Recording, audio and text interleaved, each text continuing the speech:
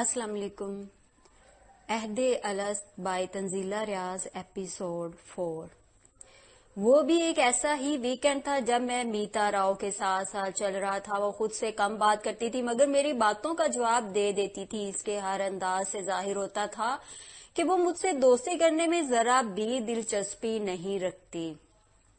اس نے ہمیشہ اس چیز کے لیے ناپسندیدگی ظاہر کی تھی جو مجھے پسند تھی: جگسا پزل، فٹ بال، کامکس، ٹی وی. اس لیے جب اس نے مجھ سے میری فیورٹ ڈش پوچھی تو میں نے فوراً چکن کا نام لیا تھا، جس پر اس نے بھویں اچکائیں اور پھر سخت ناپسندیدگی کا اظہار کیا. نہ جانے اسے کیا پسند آتا تھا. وہ ہم میں سے کسی کو خاطر میں نہیں لاتی تھی. ہم سب اگر چہل قدمی کرتے تو وہ ملازم کو کہہ کر رسی کا جھولا ٹنگوا لیتی اور جھولا جھولتی رہتی. اگر ہم کھیلنے کے لیے ایک جگہ جمع ہوتے تو وہ چہل قدمی کے لیے آگے نکل جاتی اور دور کسی سنسان گوشے میں جا کر تھا تھیا تھیا کرتی رہتی، ناچتی اور گنگناتی رہتی. وہ کوئی ڈانس فارم سیکھ رہی تھی. یہ بات اس کے چھوٹے بھائی نے مجھے بتائی تھی. اس کے ساتھ چکن کے بارے میں ناپسندیدگی ظاہر کرنے کے بعد ہونا تو یہ چاہیے تھا کہ میں اس کی تلاش میں جانے کے بجائے باقی بچوں کے ساتھ کھیلنے لگتا. لیکن میں پتہ نہیں کیوں اس کے ساتھ دوستی کرنے کے لیے اس قدر بے چین تھا. وہ مجھے جھولے پر بیٹھی نظر آئی. گرینی کچھ بچوں کے ساتھ بکھرے ہوئے جنگلی پھول چن رہی تھی. بلی یہاں آؤ، دیکھو خدا نے ہمیں کتنے خوبصورت تحفے دیے ہیں. انہوں نے مجھے پکارا. میں ایک نظر جھولا جھولتی میتا راؤ پر ڈال کر ان کی جانب آ گیا. ان کے ہاتھ میں ٹوکری تھی جس میں مختلف رنگوں کے پھول پتے تھے. میں عدم دلچسپی سے ان کی سرگرمی میں حصہ لینے لگا. مسز گرانٹ، یہ کیا ہے؟ لکشمی نے انگلی سے اشارہ کر کے پوچھا تھا. درخت کے تنے کے گرد گھاس میں کچھ چھپا تھا. گرینی نے ہاتھ سے گھاس کو ہٹایا. ارے واہ، یہ مشرومز ہے. آؤ بچوں، دیکھو یہ سب کتنی پیاری ہے اور کتنی زیادہ بھی. گرینی سب کو متوجہ کر رہی تھی. سب بچے مزید پرجوش ہو کر اب مشروم کا خاندان دیکھنے لگے اور مشرومز شاید بچوں کو. میں نظر بجا کر ایک بار پھر میتا راؤ کے پاس آ گیا. اس نے وہی سرد سی نگاہ میری جانب اچھالی. میں اس کے عقب میں جا کر اسے جھولا جھلانے لگا تھا. صد شکر اس نے مجھے روکا نہیں. تم میری برتھ ڈے پر آؤ گی؟ میں نے اسے مخاطب کرنے میں پہل کی تھی. ہمیشہ کی طرح میرے لہجے میں اشتیاق تھا. میں اور گرینی میری برتھ ڈے پارٹی کے لیے بہت پرجوش تھے. میتا نے چبھتی ہوئی نگاہ مجھ پر ڈالی. ہم کیسے آ سکتے ہیں؟ ہم نان ویج نہیں کھاتے. وہ لمحہ بھر کے لیے رکی، پھر مزید گویا ہوئی. ہم مسز گرانٹ کے پاس صرف پڑھنے کے لیے آتے ہیں. ہم نے کبھی تمہارے گھر سے پانی بھی نہیں پیا ہے. کچھ کھانا تو دور کی بات ہے، پارٹی میں آنے کا تو سوال ہی نہیں اٹھتا. اس لمحے اس کی زبان ہی نہیں، اس کی آنکھیں بھی شفاف لگ رہی تھیں. تمہیں کیا پسند ہے؟ اگر چکن نہ پسند ہے تو نوڈلز، فرنچ فرائز، یہ سب بھی ہوگا. گرینی خود بنائیں گی. میں نے اسے مطلع کیا تھا. ہم نے کہا نا، ہم نہیں آ سکتے. ہم ایسے لوگوں کے ساتھ مراسم نہیں رکھتے جو نان ویج کھاتے ہوں. ہمارے دھرم میں یہ سب ناپسندیدہ ہے اور ہماری ممی جی بھی اس کی اجازت نہیں دیں گی. اس نے گردن جھٹکی تھی. میں جھولے کی رسی پکڑے اس کے سامنے آ گیا. جھولے کی رفتار آہستہ تھی. اس نے میرے چہرے کی جانب دیکھا. تم ایک بار ان سے بات کر کے دیکھو. میرا اشارہ اس کی ممی کی طرف تھا. میں منت سماجت پر اور وہ جھولے سے زمین پر اتر آئی. اس نے میری بات کا جواب نہیں دیا تھا لیکن چہرے کے تاثرات ناگوار تھے جو مجھے سب کچھ باور کروا رہے تھے. میتا، ہم دوست نہیں بن سکتے؟ میں ایک بار پھر اس کے ساتھ ساتھ چلنے لگا تھا. ہم دوست کیسے بن سکتے ہیں؟ میں نے کہا نا، ہم نان ویج نہیں کھاتے. اس کا انداز پہلے سے بھی زیادہ شفاف ہو گیا تھا. سبزی خور ہونے میں نہ جانے ایسا کون سا فکر کا حوالہ چھپا تھا. خوراک کی ضرورت جسم کو ہوتی ہے، روح کو نہیں. کھانے پینے سے دوستی پر فرق نہیں پڑا کرتا. میں نے اتنی بڑی بات کر دی تھی لیکن وہ ٹس سے مس نہیں ہوئی. میں اس کے سامنے آ گیا. وہ رک گئی. ہم یہ سب نہیں جانتے لیکن ہمیں اتنا ضرور پتا ہے کہ ہمیں کسی نان ویج کھانے والے سے دوستی نہیں کر سکتے. ایسے لوگ جو نان ویج کھاتے ہوں خصلتاً برے انسان ہوتے ہیں. اپنے پیٹ کی آگ بجھانے کے لیے کسی دوسرے جاندار کو قتل کر دینے والے لوگ مجھے پسند نہیں. ایسے لوگ کسی سے وفادار نہیں ہو سکتے. اپنی خوراک کے لیے دوسرے جاندار کو مارنے والے انسان کے اندر برائی کی قوتیں اپنا گڑھ بنا لیتی ہیں. نان ویج کھاتے رہنے سے یہ برائی کی قوتیں اتنی زیادہ اور طاقتور ہو جاتی ہے کہ ایسے انسان کسی کے ساتھ وفادار نہیں رہ سکتے. وہ وفاداری کے قابل ہی نہیں رہتے. بات اصل میں یہ نہیں ہے کہ ہم تمہیں دوست نہیں بنا سکتے. بات اصل میں یہ ہے کہ تم کسی کے دوست بن ہی نہیں سکتے. تم کسی سے وفادار ہو ہی نہیں سکتے. مجھے دوست صرف وفادار اچھے لگتے ہیں جو تم کبھی نہیں ہو سکتے. तुम्हारे साथ दोस्ती करने से बेहतर है मैं किसी घोड़े से दोस्ती कर लूं जो सब्जी खोर भी होता है और वफादार भी। इसने अपनी बात नहीं मुकम्मल की थी, मुझे टुकड़े टुकड़े करके नामुकम्मल कर दिया था। वो गुरूर तकब्बर से तनी गर्दन लिए आगे बढ़ गई थी और मैं वहीं खड़ा रह गया था। फिजा में फैली सतलुज के फ्राख दिल पानियों की महक जो मुझे बहुत भली लगा करती थी यकदम कड़वी कड़वी सी लगने लगी थी। सन 73 का जमाना था और रूपनगर का इलाका। डैनियल तुम मेरे दोस्त बनोगे ना? बेहतरीन दोस्त। मैंने इसकी पुश्त को सहलाते हुए इसके बालों को हिलाया था, फिर इनकी नरमी को महसूस करके अपनी उंगलियां इसमें डुबो दी थी। मैं बहुत मोहब्बत से इसकी पुश्त को थपथपा रहा था। वो अपनी थूथनी और दुम हिलाने लगा। मुझे लगा इसने मेरी बात का जवाब दिया है। मुझे बेपनाह खुशी हुई। मैं ही इसके साथ खुश नहीं था, वो भी मेरे साथ खुश था। मैंने इसे गोद में बिठा लिया। ग्रैंडपा के ड्राइवर ने इसे खुशबूदार शैम्पू से नहलाया था और बहुत मेहनत से इसके बालों में कंघा किया था। ग्रैनी ने इसकी गर्दन को सजाने के लिए एक खूबसूरत बैंड तैयार किया था जो अब इसकी गर्दन के गिर्द बंधा था। मैंने इसे ग्रैनी का परफ्यूम भी लगाया था। ये जर्मन नस्ल का एक छोटा सा कुत्ता था। ग्रैंडपा के एक ऑस्ट्रेलियन कुलीग ने इसे तोहफतन मेरे खेलने के लिए दिया था। ग्रैंडपा अपने इस कुलीग को ज्यादा पसंद नहीं करते थे और वो डैनियल को शुक्रिया के साथ लौटा देना चाहते थे, लेकिन मेरी जिद से मजबूर होकर इन्होंने इसे वापस नहीं किया था। मैं डैनियल की वजह से बहुत खुश था। तुम आज के दिन हमारे पास आए हो, इसलिए हम तुम्हारी सालगिरह हर साल इसी दिन मनाया करेंगे। 18 अप्रैल ही तुम्हारी सालगिरह का दिन होगा। मैं इसके बालों वाले जिस्म को चूम रहा था। ड्राइवर अंकल इसके लंच का इंतजाम कर रहे थे। उन्होंने एक प्याले में दूध डालना शुरू किया था। वो साथ साथ मुस्कुरा भी रहे थे। वो हमारे घर के अक्सर काम बहुत खुश होकर करते थे। मुझे इनके साथ वक्त गुजारना अच्छा लगता था। इनका नाम सिकंदर था और मैं इनके साथ बेतकल्लुफ था। ये तुम्हारा अच्छा दोस्त जरूर बनेगा। दोस्ती करना और इसे मरते दम तक निभाना इसकी खसलत में शामिल है। सियाने कहते हैं कुत्ता एक वफादार जानवर है। उन्होंने अपने मखसूस लहजे में समझाया था। हम दोनों के दरमियान जबान का बड़ा मसला था। वो मुकम्मल मेरी बात नहीं समझ पाते थे और मैं मुकम्मल उनकी, लेकिन टूटा फूटा जो भी हम बोल पाते इससे मफहूम वाज़िया हो जाता था। मैं वफादार जानवर पर चुमका मीता राव का ताना यकदम याद आ गया था। इसके लफ्जों की किरचियां अभी तक मेरे दिल में चुभ रही थी, हालांकि ये 24 घंटे पहले की बात थी। ड्राइवर अंकल ने सारा दूध प्याले में डाल दिया था। इनका इशारा करने पर डैनियल मेरी गोद से निकलकर इसकी से मतलब का चंद लम्हों बाद वो प्याले में मुंह मारना शुरू हो चुका था। डैनियल नॉनवेज खा लेता है? मैंने ड्राइवर अंकल से पूछा। उन्होंने मुस्कुराकर मेरी तरफ देखा था। कभी कभी इनको देखकर लगता था वो मुस्कुराने की कोई शऊरी कोशिश नहीं करते, बल्कि इनके चेहरे का मुस्तकिल रंग ही ये है। उन्होंने फैले हुए होंठों के साथ नफी में सर हिलाया, यानी वो मेरी बात नहीं समझ पाए थे। मैंने मुंह की तरफ हाथ से इशारा किया। नॉन वेज नॉन वेज मैंने दोहराया। वो अभी भी नहीं समझे थे। डैनियल हमसे ला ताल्लुक अपनी पेट पूजा में मसरूफ था। ड्राइवर अंकल को इतना ही समझ में आया था कि डैनियल की खुराक के मुतालिक पूछ रहा हूँ।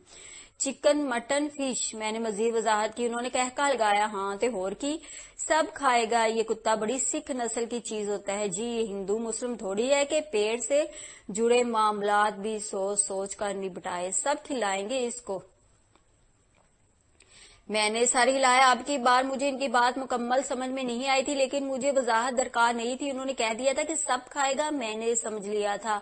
डैनियल ने दूध खत्म कर लिया था। मैंने इसे दोबारा गोल में भर लिया। इसके मुंह के गिर्द दूध की जालरें बन गई थी। मैं इसे साफ करना चाहता था, लेकिन फिर न जाने मेरे दिल में क्या समाई। मैंने इसे जमीन पर छोड़ दिया। वो मेरे पांव के पास मुंह मारने लगा।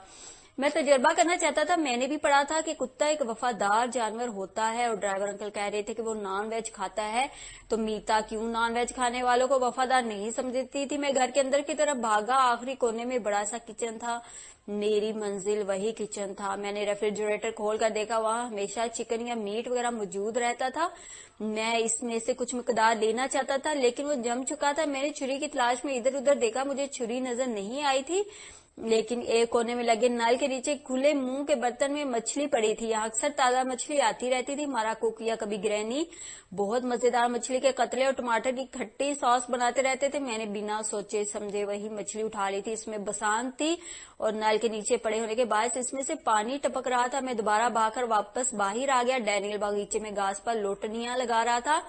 डैनियल डैनियल यहाँ आओ, मैंने इसे पुचकारा। वो अपना नाम पहचानने लगा था। मैंने वो मछली इसके आगे डाल दी। वो मछली के पास आकर इसे सूंघने लगा और मुंह मारने लगा। इसने इसे मुंह में पकड़कर चंद बार उछाला और अपने सामने वाली टांगों से इसे हिलाया जुलाया भी, लेकिन इस काम के चंद लम्हों बाद वो मछली को छोड़कर आगे बढ़ गया था। इसे घास में खेलना था। मेरा दिल डूब सा गया।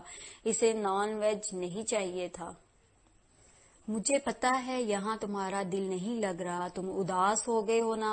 चंद महीनों की बात है, फिर हम वापस चले जाएंगे। ग्रैंडपा ने मुझे तसल्ली दी थी। मुझे अंदाजा था वो मेरा बुझा हुआ चेहरा भांप कर अंदाजे लगाने की कोशिश कर रहे हैं। मैंने मुस्कुराने की कोशिश की। मुझे न जाने क्यों अपने मसाइल अपने मुंह से बताते हुए हमेशा कुछ वक्त लग जाता था। मैं वादा करता हूँ हम हैलोवीन से पहले वापस चले जाएंगे। अब की बार उन्होंने वादा भी किया था और साथ ही हॉर्न पर हाथ रखा। फॉक्सी के इर्द गिर्द जमा होने वाले बच्चे मुझे देखकर मुस्कुराकर हाथ हिलाते हुए पीछे हटने लगे। हम नजदीकी बाजार से कुछ खरीदारी करके वापस लौट रहे थे। मुझे कुछ रंगीन पेंसिलें दरकार थी। ग्रैंडपा ने अपनी जरूरत की भी कुछ चीजें खरीदी थी। फिर हमेशा की तरह मुझे ठेले वाली औरत से कटे हुए अमरूद लेकर दिए थे। ठेले वाली औरत न जाने इन पर क्या छिड़कती थी कि इनका जायका मजीद अच्छा हो जाता था। वो अमरूद अभी भी कागज के लिफाफे में बंद मेरी गोद में जूं के तूं पड़े थे। हालांकि अब हम वापस जा रहे थे। तुमने अभी तक एक लुकमा भी नहीं लिया है। जहां तक मुझे पता है ये काफी पसंद है ना तुम्हें। उन्होंने एक भूरे नंग दड़ंग बच्चों के पीछे हट जाने के बाद गाड़ी को कच्चे रास्ते से अब एक पतली सी टूटी फूटी सड़क पर चढ़ा लिया था। मैंने इनके सवाल पर इनकी जानब देखा और उस बात में सर हिलाया।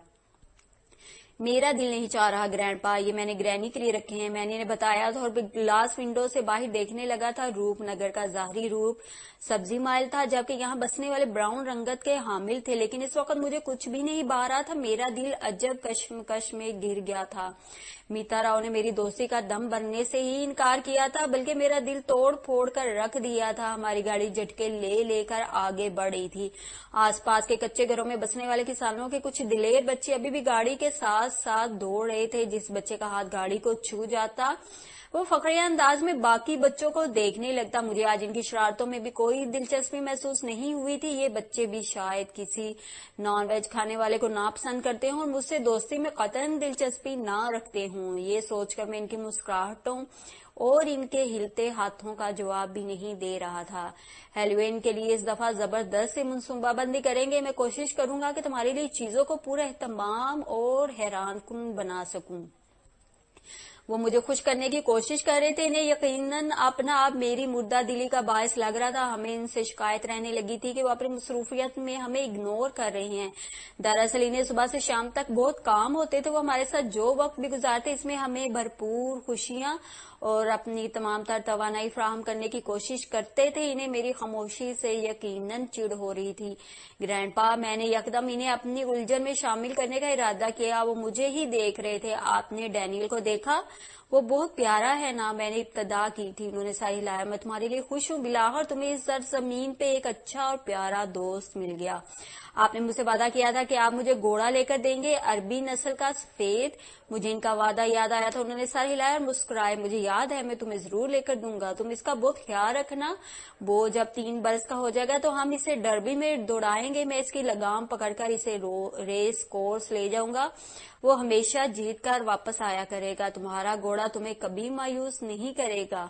एक वफादार पालतू जानवर तुम्हें जिंदगी भर खुशगवार तजुर्बा से दो चार करता रहेगा।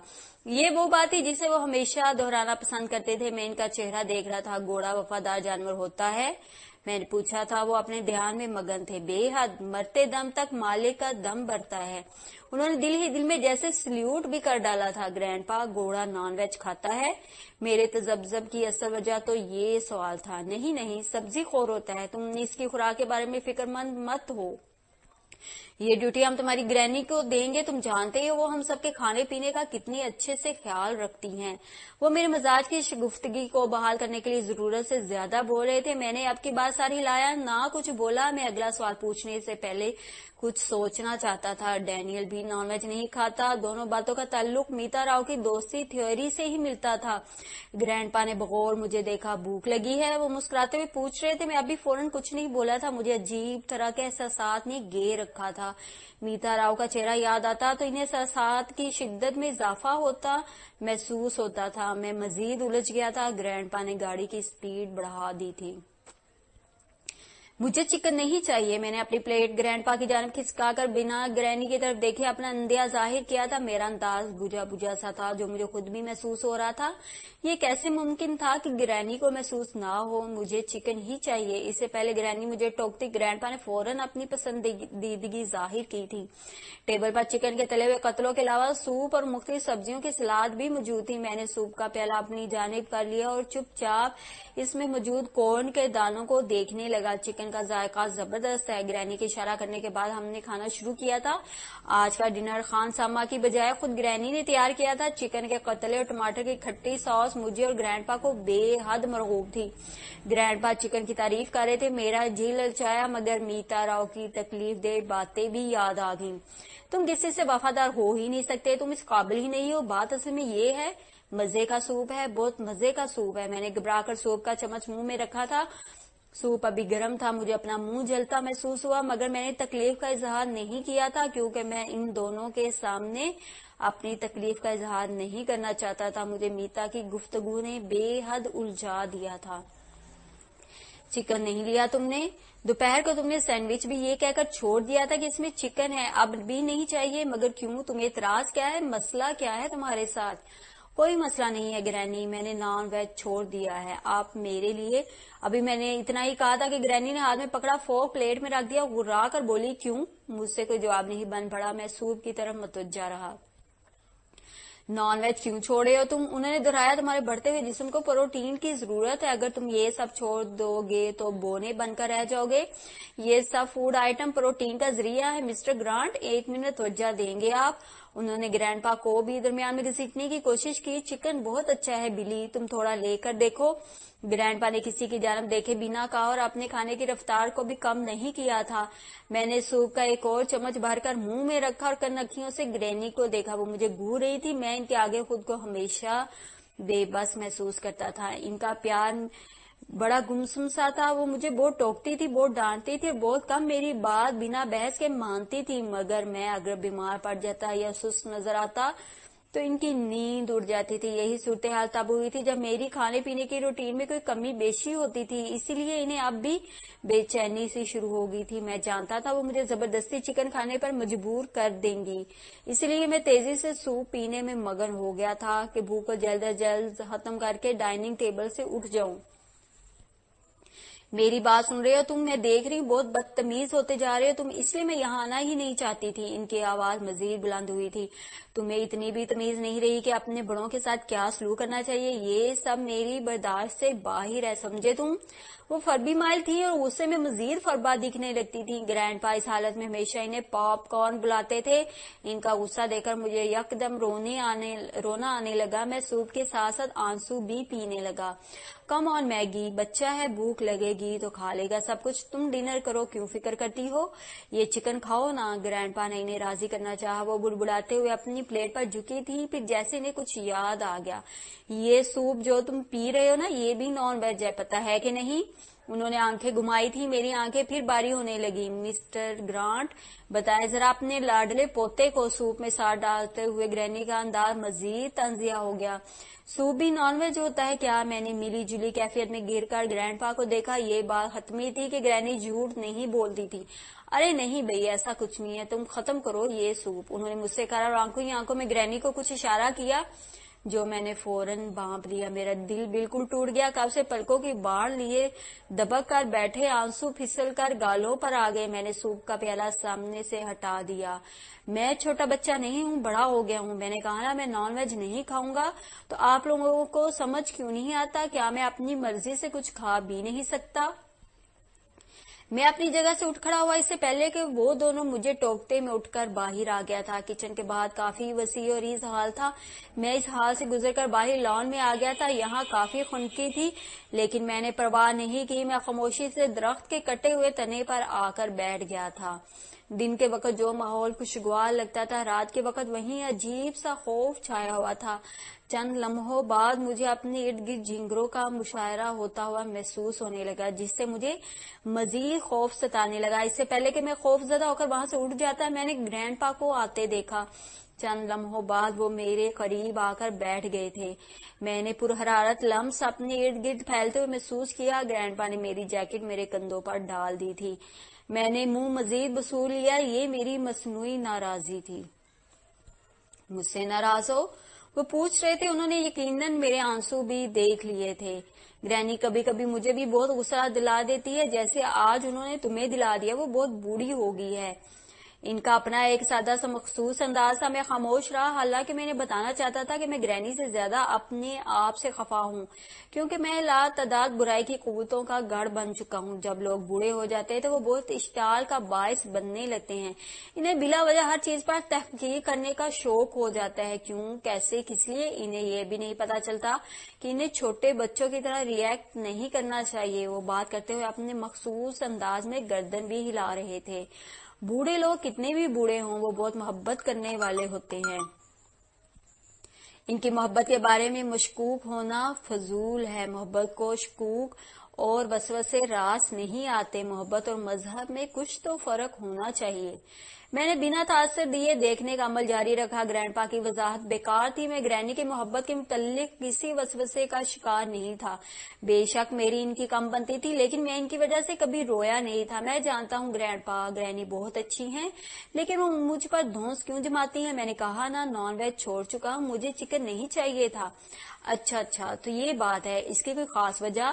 میں تمہاری گرینی کو سمجھا دوں گا. ان کا انداز بے حد سرسری تھا اور مجھے ان کی یہی بات پسند تھی. وہ کسی چیز کو مسئلہ نہیں بناتے تھے اور ہمیشہ میری بات سمجھنے کی کوشش کرتے تھے.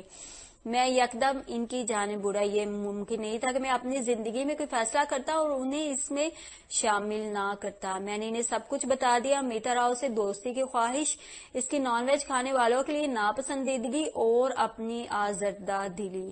ایک ایسی لڑکی جو دوستی کی ابتدا سے پہلے ہی تمہیں برائی کی نشاندہی کری، ایسی لڑکی کو دوست بنا کر تم کیا کرو گے؟ میرے خاموش ہو جانے پر وہ تحمل بھرے لہجے میں بولے تھے، جبکہ میں پرجوش ہو گیا. مجھے لگتا ہے گرینڈ پا، اس بات میں کچھ حقیقت تو ہے. وہ حیران ہوئے تھے. میں نے گہری سانس بھری.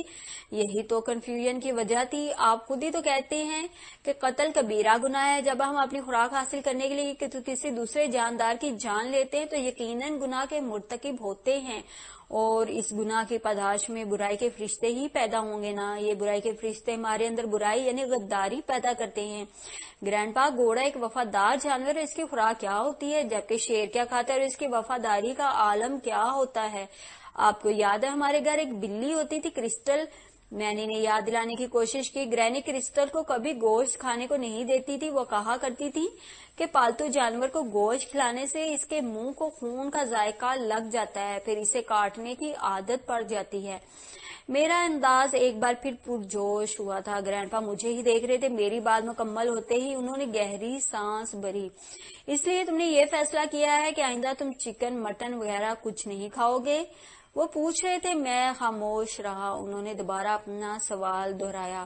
میں وفادار رہنا چاہتا ہوں گرینڈ پا، ہمیشہ. میں نہیں چاہتا کہ برائی کی قوت یا فرشتے میرے اندر اپنا گھر بنائیں. میں نے سادہ سے لہجے میں کہا تھا. وہ ساری گفتگو کے دوران پہلی بار کچھ مطمئن سے نظر آئے. مجھے امید ہے کہ تم میری بات کو میتا راؤ کی بات سے تھوڑی سی زیادہ اہمیت دو گے، ورنہ میں تمہاری مدد نہیں کر پاؤں گا. میں نے سر ہلایا تھا. میرے بچے، وفاداری کوئی سکھائی جانے والی چیز نہیں ہے. ارشمیدس کا اصول یا فیسا غورس کا مسئلہ یہ فطرت ہے، انسانی فطرت. قدرت نے ہمارے اندر یہ مادہ رکھا ہے. ہم انسانی پیدائشی طور پر اپنے اندر لا تعداد خوبیاں لے کر آتے ہیں. وفاداری ان میں سے ایک ہے. ہم جب کسی چیز کے ساتھ وفادار رہتے ہیں، یہ کچھ بھی ہو سکتا ہے، دوست، عقیدہ، کوئی خیال، کوئی سوچ، یا پھر زمین کا کوئی ٹکڑا. تو ہمیں اس سے سکون ملتا ہے. روح کی بھوک کا توڑ صرف ایک ہے، سکون. بدن کو روٹی نہ ملے اور روح کو خوشی نہ ملے تو انسان نہیں رہتا، اپنے محور سے ہٹنے لگتا ہے. گھوڑا وفادار ہے کیونکہ بنانے والے نے یہ عنصر اس کی فطرت میں رکھ دیا ہے، جبکہ شیر کی فطرت میں یہ نہیں ہے. یہ جانور ہم سے وفادار نہیں ہے بلکہ اپنی فطرت سے وفادار ہے. یہ اس عنصر سے وفادار ہے جو خدا نے ان کی طبیعتوں میں رکھی ہے. اس لیے وفاداری یہ ہے کہ ہم اپنی فطرت سے مخلص सो जाएं ताकि रूह की भूख मिटती रहे, इसे सुकून इत्मीनान मिलता रहे और इंसानियत अपने महवर से ना हटे। ग्रैंडपा, आप मैं इनकी बात काट कर कुछ कहना चाहता था कि उन्होंने मेरे होंठों पर उंगली रख के मुझे खामोश रहने का इशारा किया। कुदरत ने इंसान को, तुम्हें, मुझे, हम सबको बहुत मोहब्बत से तख्लीक किया है, और जिसे मोहब्बत से तख्लीक किया जाता है ना, इसकी फितरत में भी सिर्फ मोहब्बत रखी जाती है। खुदा कभी इंसानों से ये तवक्का नहीं करता कि वो बुराई में मुलव्वस रहें, इसलिए ये बात याद रखो कि बुराई इंसान की फितरत नहीं है। खुदा हर बच्चे की फितरत को नेकी की मिट्टी से गूंद कर तख्लीक करता है। हर बच्चा नेकी के, ईमान और अच्छाई के ज्ञान पे पैदा किया जाता है। तुम्हारा काम इस ईमान और इस ज्ञान को साथ लेकर आगे बढ़ना है। उन्होंने लम्हा भर कर तवक्कुफ किया था। मुझे इनकी सब बातें समझ में नहीं आई थी। इंसान का अपनी जात के साथ अखलास ही इसकी सबसे बड़ी वफादारी है। उन्होंने झुककर जमीन से कुछ उठाया था। चंद लम्हों बाद मैंने इन्हें जमीन पर कुछ बनाते देखा। उन्होंने शायद कोई नकीला कंकर उठाया था जिसकी मदद से वो जमीन पर कुछ बना रहे थे। अगले लम्हे वो अपना काम मुकम्मल कर चुके थे। जमीन पर एक बड़ा सा दायरा नरम मिट्टी के कलब में खुदा हुआ साफ नजर आ रहा था।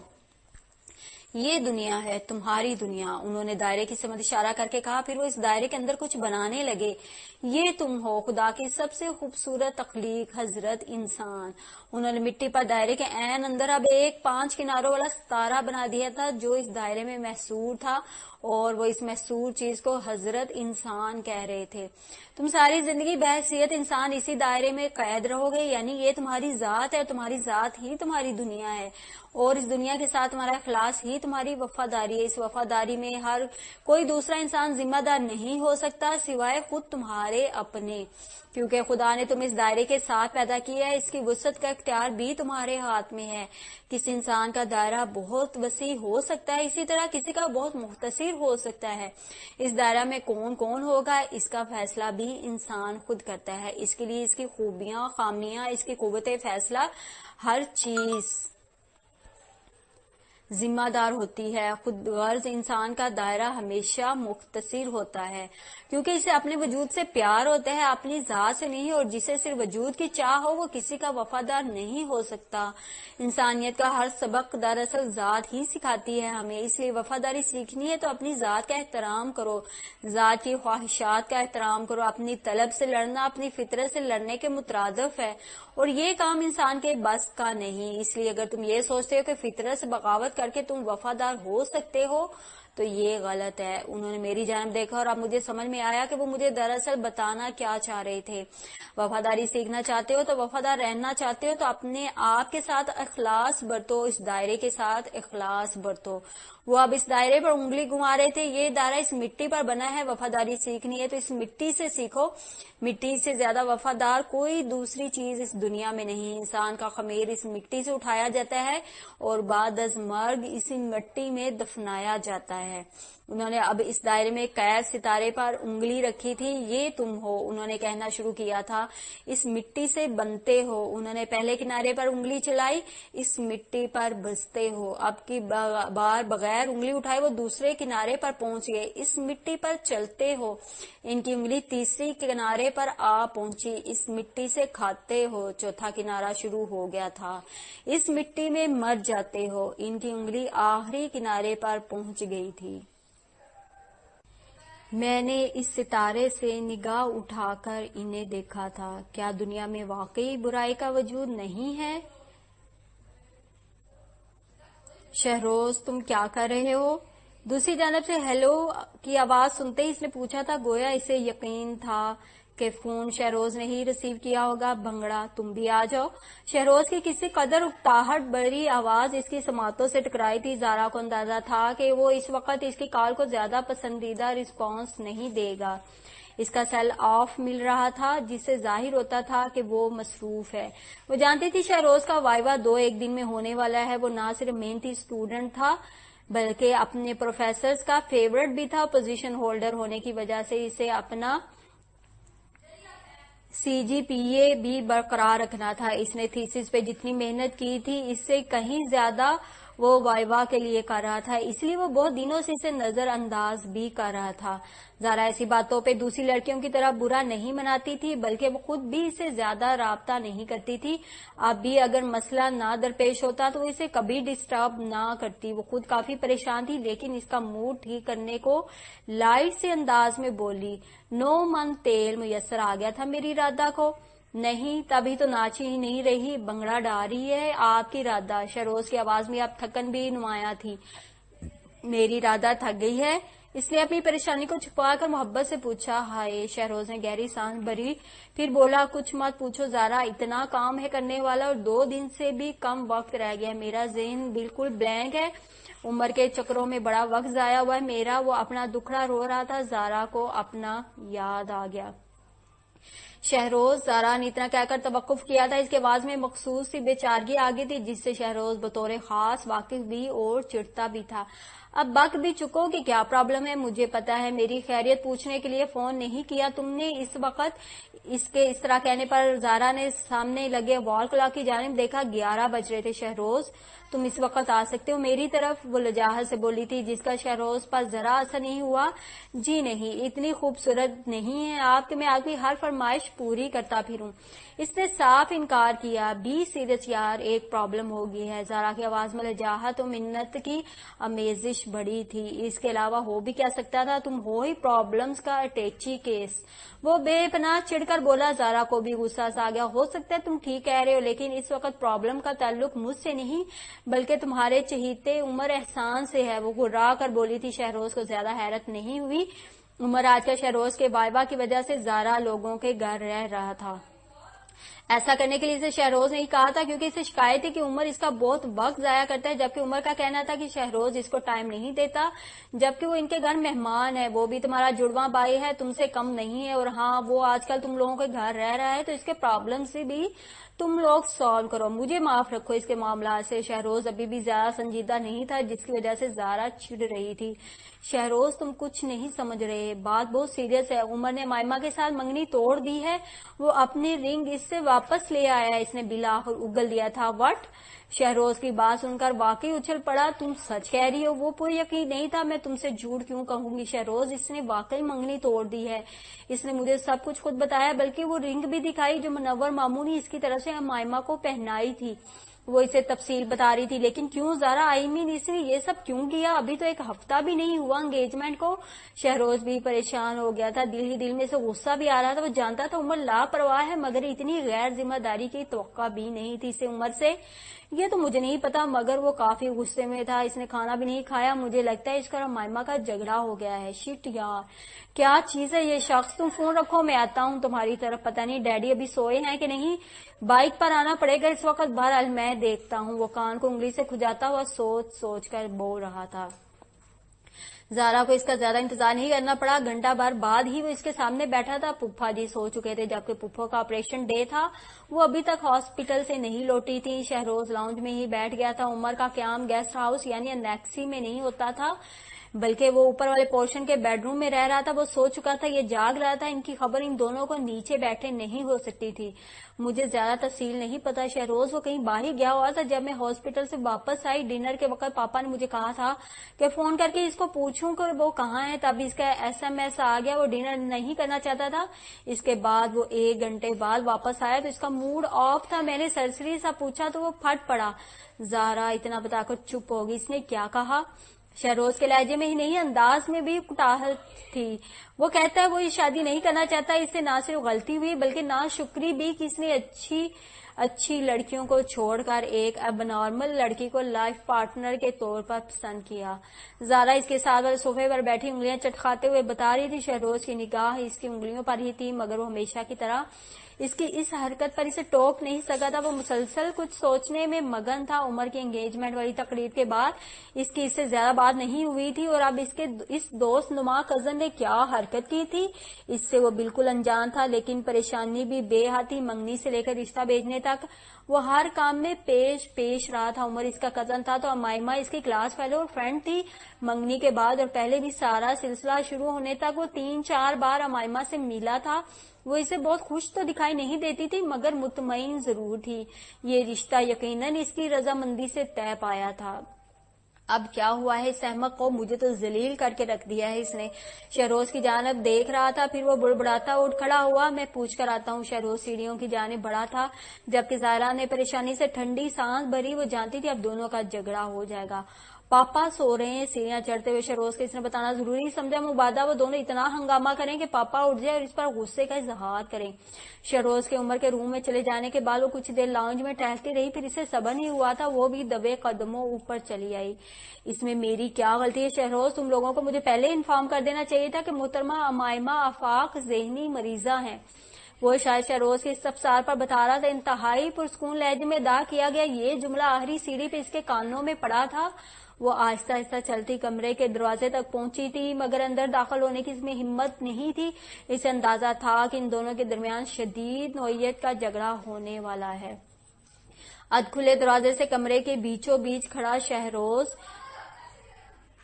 جارحانہ تیور لیے صاف نظر آ رہا تھا۔ زارا نے ذرا سا آگے ہو کر عمر کو دیکھنے کی کوشش کی۔ وہ صوفہ کم بیڈ پر آڑا ترچھا لیٹا، گردن میں ہیڈ فون لٹکائے بظاہر ٹی وی میں مگن دکھائی دیتا تھا۔ ذہنی مریضہ وہ نہیں ہے، تم ہو، اور غلطی بھی واقعی تمہاری نہیں میری ہے۔ میں الو کا پٹھا ہوں جو تم جیسے ڈھیٹ انسان کے پرسنل افیئرز میں بلا وجہ دلچسپی لیتا ہوں۔ شہروز گھرا کر بولا تھا، تم چڑ کیوں رہے ہو؟ میں تمہیں تمہاری غلطی سدھارنے کا موقع دے تو رہا ہوں۔ عمر کا انداز پہلے سے بھی زیادہ تپانے والا تھا۔ آپ کی بات زارا نے بھی اکتا کر اس کی جانب دیکھا۔ عمر کی غیر سنجیدگی اسے اس وقت ذرا بھی نہیں بھا رہی تھی۔ آپ کو اتنی زحمت اٹھانے کی ضرورت نہیں، آپ فقط اتنا بتا دیجئے کہ اب آپ کون سا گول کھلا کر آئے کہ آپ کی رنگ واپس کر دی گئی ہے۔ ایک ایک لفظ پر زور دیتے شہروز کا بس نہیں چل رہا تھا کہ اسے کچا چبا جائے۔ مجھے میری رنگ واپس نہیں کی گئی، میں اس کو خود واپس لے کر آ رہا ہوں۔ جب وہ لیڈی ڈیانا مجھ سے کوئی رشتہ وابستہ نہیں رکھنا چاہتی تو میں اتنی قیمتی رنگ اس کو کیوں دوں؟ میں اپنی رنگ خود واپس لے آیا۔ وہ ناک چڑھا کر خود وضاحت دے رہا تھا۔ اس کی بات پر شہروز اور زارا دونوں حیران ہوئے۔ زارا تو کمرے میں داخل ہو کر شہروز کے ساتھ آن کھڑی ہوئی، حالانکہ اس نے فیصلہ کیا تھا کہ وہ کمرے کے باہر سے ان کی باتیں سنتی رہے گی۔ وہ تم سے کوئی رشتہ وابستہ نہ رکھنا چاہتی تو پھر یہ رنگ پہنتی ہی کیوں؟ یہ بات ہماری عقل میں نہیں آئی؟ شہروز نے سوالیہ نظروں سے زارا کو دیکھتے ہوئے پوچھا تھا۔ اس کا انداز نہیں بدلا تھا، مگر لفظوں کا انتخاب کرتے ہوئے اس نے تحمل کا مظاہرہ کیا تھا۔ زارا تم ہی اس کو بتاؤ کہ ایسا کچھ نہیں ہے یار۔ وہ واقعی بہت پریشان ہو گیا تھا۔ زارا عمر کے ساتھ آ کر بیٹھ گئی، وہ بھی اصل معاملے سے لا علم تھی۔ تمہیں کیا ہو گیا ہے عمر؟ تم واقعی غلط سوچ رہے ہو۔ میں نے کتنی بار امائمہ سے بات کی ہے، تم اگر اسے ناپسند ہوتے تو وہ فوراً اظہار کر دیتی۔ اتنی بھی دبو ٹائپ لڑکی نہیں ہے وہ۔ زارا نے بونگے پن سے بڑی بہن کی طرح اسے سمجھانے کی کوشش کی۔ میں اور ناپسند؟ عمر اپنی جگہ سے اٹھ کر بیٹھ گیا۔ میں اسے ناپسند کیسے ہو سکتا ہوں زارا ڈیئر؟ اتنے اچھے لڑکے کے بارے میں اس نے خواب میں بھی نہیں سوچا ہوگا۔ یہ اس کی خوش قسمتی تھی کہ میں نے اسے اپنے لیے پسند کیا، لیکن اسے اپنی بدقسمتی زیادہ عزیز ہے۔ اب میں کیا کر سکتا ہوں؟ I can't help. کندھے اچکاتے ہوئے وہ فخریہ لہجے میں بولا تھا۔ شہروز کے ماتھے کی رگیں مزید تن گئی۔ کتنے خبیث انسان ہو تم، پتہ نہیں کیا سمجھتے ہو تم اپنے آپ کو؟ اوقات کیا ہے تمہاری اس کے آگے؟ شہروز کا لہجہ اتنا سخت ہو گیا تھا کہ زارا بھی پریشان ہو کر اس کا چہرہ دیکھنے لگی۔ شہروز پلیز اس طرح سے بات مت کرو عمر سے، وہ جاہت برے لہجے میں بولی تھی۔ مجھے لگتا ہے ان دونوں کے درمیان کچھ مس انڈرسٹینڈنگ ہو گئی ہے۔ میں اپنے آپ کو کیا سمجھتا ہوں؟ مجھے وضاحت دینے کی ضرورت نہیں ہے، میں ایسا ہی ہوں شہروز، آج سے نہیں بہت پہلے سے، اور میں ایسا ہی رہوں گا مرتے دم تک۔ میں کبھی اس سانچے میں نہیں ڈر سکتا جو تم میرے لیے تیار کرتے ہو، کیونکہ میں ایسا کرنا نہیں چاہتا۔ میں جیسا بھی ہوں بہت اچھا ہوں، اور ہاں میں صرف اپنے پیرنٹس کے آگے جواب دہ ہوں۔ مجھ سے بلا وجہ آرگیو کرنے کا حق میں کسی کو نہیں دیتا۔ عمر کا لہجہ بے حد سرد ہو گیا تھا اور چہرے کے تاثرات بالکل سرد ہو گئے تھے۔ زارا نے ان دونوں کو پہلے کبھی اتنے غصے میں نہیں دیکھا تھا۔ وہ ان دونوں کے درمیان ثالث کا کردار ادا کرتی تھی، لیکن عینی شاہد بننے کا یہ پہلا موقع تھا۔ تم دونوں ایک دوسرے کے ساتھ جھگڑا کیوں کر رہے ہو؟ ٹیمپر لوز مت کرو، وہ منمنا کر بولی تھی۔ وہ دونوں میں سے کسی ایک کو بھی قائل نہیں کر سکتی تھی۔ تم نے سنا ابھی مسٹر عمر نے کیا فرمایا؟ بہتر ہے ہم خاموش رہیں۔ شہروز کو یقیناً بہت برا لگا تھا۔ پلیز یار تم اس طرح مت کہو، تم تو جانتے عمر بہت جذباتی ہے۔ زارا کا اتنا کہنا ہی قیامت ہو گیا۔ ہاں عمر جذباتی ہے، اسٹوپڈ ہے، ڈفر ہے، سب تھانوں میں اسی کمبخت کی تصویریں لگی ہوئی ہیں۔ اوکے ایسے تو ایسے ہی صحیح، جس کو مجھ سے بات نہیں کرنی وہ مت کرے۔ میں اپنے آپ سے بہت خوش ہوں، انڈرسٹینڈ؟ وہ نتنے پھلا پھلا کر کہہ رہا تھا۔ زارا اٹھو یہاں سے، آؤ چلیں۔ شہروز نے آگے بڑھ کر یکدم زارا کا بازو پکڑ لیا۔ زارا ہکا بکا ان کی شکلیں دیکھ رہی تھی۔ تم لوگ ایسے کیوں کر رہے ہو؟ پلیز مت لڑو تم لوگ، وہ کچھ کہہ نہیں پائی تھی۔ آنسو ابل ابل کر آنکھوں سے باہر آنے لگے تھے۔ شہروز نے غصے سے اس کی بازو جھٹک دی اور خود کمرے سے باہر نکل گیا تھا۔ شہروز پلیز، زارا نے اسے پکارا، پھر وہ بھاگ کر دروازے تک گئی۔ شہروز لابی کراس کر کے سیڑھیاں اتر رہا تھا۔ زارا نے ایک بار پھر اسے پکارنا چاہا مگر اس کے منہ سے کوئی لفظ نہیں نکلا تھا۔ وہ چند لمحے اسی جانب دیکھتی رہی جہاں شہروز نظر آ رہا تھا، پھر اس نے عمر کی جانب دیکھا۔ اس کا وائوا ہے عمر، پرسوں ایسے تو وہ پڑھ نہیں پائے گا عمر۔ وہ بیچاری بہت پریشان ہو گئی تھی۔ عمر نے تھک کر سر جھکا لیا، وہ نادم لگ رہا تھا، یا شاید زارا کو وہم ہوا تھا۔ عمر کا مزاج نہ جانے ایسا کیوں تھا۔ تمہیں سارا وقت کلاس روم میں بیٹھا رہنا اچھا لگتا ہے؟ سلیمان نے اس کے ساتھ والے ڈیسک پر بیٹھے ہوئے ناک چڑھا کر سوال کیا تھا۔ بریک کی وجہ سے کلاس کے زیادہ تر بچے باہر گراؤنڈ میں تھے۔ سلیمان 7ویں کلاس کے فائنل ٹرم سے کچھ روز قبل ان کی کلاس میں داخل ہوا تھا۔ وہ بہت ہنس مکھ اور تیز تراز سا بچہ تھا۔ چند ہی دنوں میں اس کی تقریباً سب بچوں سے اچھی دوستی ہو گئی تھی۔ 8ویں کلاس میں پروموٹ ہونے کے بعد تو سلمان حیدر پہلے سے زیادہ ہر دل عزیز ہو گیا تھا۔ نیو ایڈمیشن ہونے کے باوجود اسے 3rd پوزیشن لے کر سب ٹیچرز کے دل جیت لیے تھے اور یہی سلمان حیدر اب اس کے ساتھ بیٹھا پوچھ رہا تھا، میں بریک میں بھی کلاس روم میں بیٹھا رہتا ہوں؟ وہ سادہ سے لہجے میں بولا، کیوں؟ سلیمان حیدر نے ایک اور سوال کیا۔ اب کی بار وہ عجب سے انداز میں مسکرایا، میں باہر جا کر کیا کروں گا؟ اس نے سابقہ انداز میں کہا۔ اس کے بیگ پر اس کا لنچ باکس کھلا پڑا تھا جس میں 2 سینڈوچز تھے جبکہ اس کی گود میں کیمسٹری کی کتاب تھی۔ بریک کے فوراً بعد کیمسٹری کا پیریڈ تھا۔ تم یہاں بیٹھ کر کیا کر رہے ہو؟ کچھ بھی نہیں۔ کلاس روم سے باہر جا کر بھی تم بغیر ڈسٹرب ہوئے یہی کام کر سکتے ہو۔ سلیمان نے اس کے لنچ باکس سے ایک سینڈوچ اٹھا کر اطمینان بھرے لہجے میں کہا تھا، میں روزانہ کلاس روم میں ہی لنچ کرتا ہوں۔ وہ اس کی بے تکلفی کا برا مانے بغیر بولا تھا، تم پہلے مجھے یہ بتاؤ کہ کیا تم واقعی روزانہ لنچ کرتے ہو؟ وہ اس کی بات سمجھ نہیں پایا۔ سلیمان نے لنچ باکس سے دوسرا سینڈوچ اٹھا کر اسے پکڑایا اور اس کی گود میں پڑی کیمسٹری کی کتاب بند کر دی۔ تمہاری صحت دیکھ کر نہیں لگتا کہ تم روزانہ لنچ کرتے ہوگے۔ وہ سلیمان کی بات پر جھمپی ہوئی ہنسی ہنسا تھا، میں شروع سے ہی دبلا ہوں، مجھے بھوک نہیں لگتی۔ اس نے ایک گھسی پٹی توجیہ دی تھی۔ سلیمان آدھا سینڈوچ کھا چکا تھا جبکہ اس نے ابھی پہلا لقمہ بھی نہیں لیا تھا۔ تم اگر اس طرح کتاب گود میں رکھ کر لنچ کرو گے تو تمہیں کبھی بھوک نہیں لگے گی۔